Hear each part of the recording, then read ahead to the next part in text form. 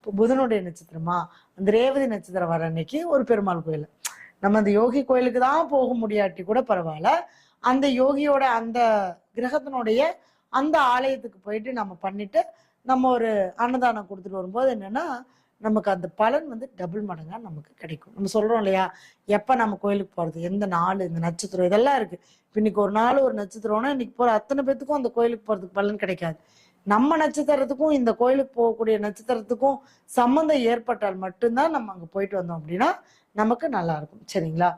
இங்க வந்து பாத்தீங்க அப்படின்னா சித்திரை நட்சத்திரம் நமக்கு அவயோகி நட்சத்திரமா வருது. சரிங்களா? இப்ப புதன் அப்படின்னாலே இவங்களுக்கு நம்ம என்ன சொல்லியிருக்கோம்னா படிப்பு, அறிவு, திறமை இது எல்லாமே சூப்பரா இருக்கும்.